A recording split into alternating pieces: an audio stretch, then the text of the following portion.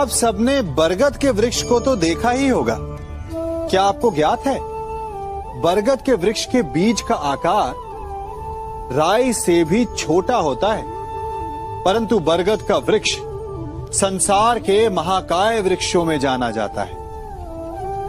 जब उसका जन्म होता है तब उसमें वो जटाएं, वो शाखाएं नहीं होती, परंतु जैसे जैसे उसका विस्तार होता है, जैसे जैसे वो अधिक शाखाओं का भार उठाता है, अधिक पत्तियों का सृजन करता है, वैसे वैसे उसकी शाखाएं जटाएं बनकर जड़ तक पहुंचती है और इस वृक्ष को सहारा देती है। ये जीवन का बहुत महत्वपूर्ण पथ है। बिना लोभ लालच शुभ कार्य करें, अन्य लोगों की सहायता करें। धीरे धीरे आपने जिनकी सहायता की वो आपके सहायक बनते जाएंगे, आपकी जड़ों को और बलशाली बनाएंगे, आयु मान और आकार बढ़ाएंगे। सहजीवन, सहायता और निष्काम कर्म आपको मृत्यु के पश्चात भी मरने नहीं देगा, आपको अमर रखेगा। हमारा शरीर प्रकृति का एक महान आविष्कार है। इससे जटिल संरचना संसार में और कोई नहीं। हमारा शरीर जितना जटिल है, यदि इसे ठीक से जाना जाए तो इससे अधिक सरल ज्ञान देने वाला और कोई नहीं। हमारे शरीर में पंच इंद्रियां होती हैं जो हमें भाव, गुण और वस्तुओं का बोध कराती हैं। हमारे पास आंखें हैं, नाक है, स्पर्श के लिए त्वचा है, कान है और जीभा है। सबका भिन्न भिन्न कार्य है। आंखों से देखना, कानों से सुनना, नथनों से श्वास लेना, त्वचा से स्पर्श करना और जीभा से स्वाद लेना। परंतु क्या आपने कभी सोचा कि प्रकृति ने हमें 2 आंखें दी, 2 नथने दी, 2 कान दी, स्पर्श के लिए ये पूरा शरीर दिया, परंतु जीभा केवल 1 दी? ऐसा क्यों? क्योंकि प्रकृति चाहती है कि हम देखें अधिक, सुने अधिक और ज्ञान अधिक अर्जित करें, बोले कम। क्योंकि अधिक वाचाल नाश को निमंत्रण देता है। स्मरण रखिएगा।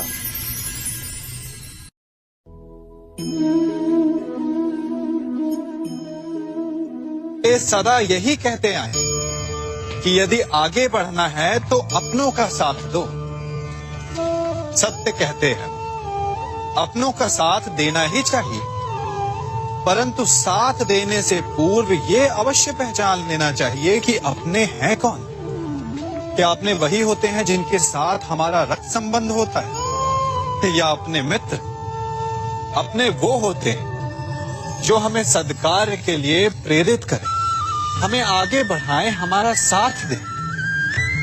और वो जिनका साथ देने से समाज का नाश, धर्म की हानि हो, वो सगे हो करके भी सगे नहीं होते। इसलिए जब अपनों की परिभाषा का चुनाव करें तो उन्हें अपना माने जो आपका साथ दे, उन्हें नहीं जो हमें अज्ञान के मार्ग पर ले जाएं।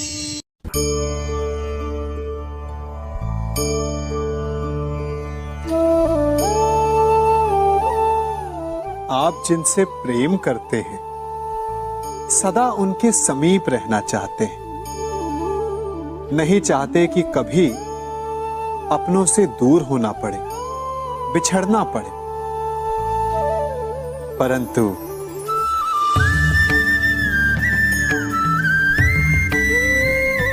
एक समय के पश्चात अपनों से दूर हो जाना उन्नति के लिए आवश्यक है।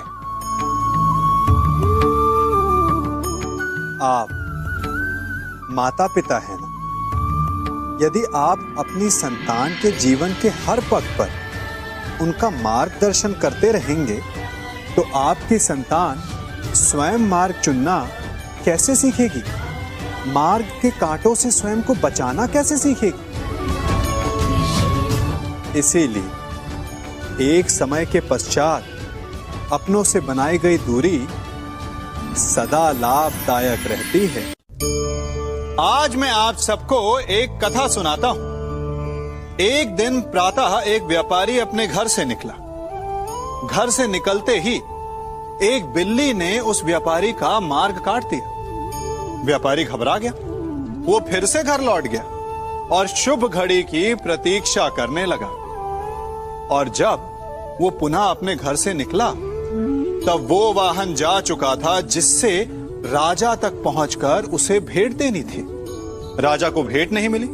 राजा क्रोधित हो गए। राजा ने उस व्यापारी का व्यापार बंद करवा दिया। इस कारण व्यापारी क्रोधित होकर घर पर अपनी पत्नी से लड़ बैठा। पत्नी अपने बच्चों समेत मैके वापस चली गई और उस व्यापारी के जीवन में यदि कुछ रह गया था तो केवल अंधकार।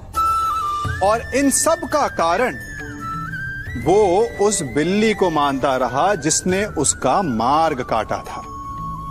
ऐसा ही एक दूसरा व्यापारी राजा को भेंट देने निकला और उस व्यापारी का मार्ग भी एक बिल्ली ने काट दिया। वो व्यापारी तनिक घबराया, परंतु उसने आगे बढ़ना अधिक उचित समझा। राजा तक वो समय पर पहुंचा। उसने राजा को भेंट दी। राजा प्रसन्न हुए और राजा ने व्यापारी को अपना व्यापार बढ़ाने की अनुमति दी, स्वर्ण आभूषण दी।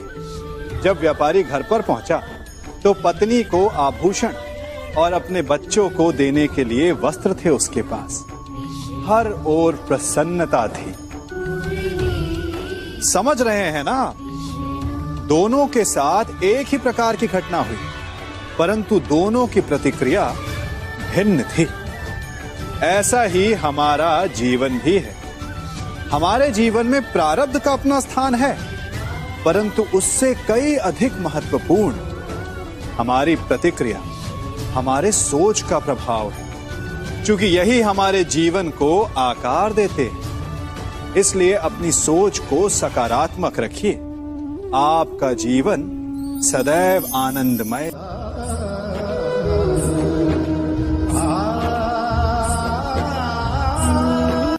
हम सभी अपने जीवन में कोई ना कोई कार्य करते हैं।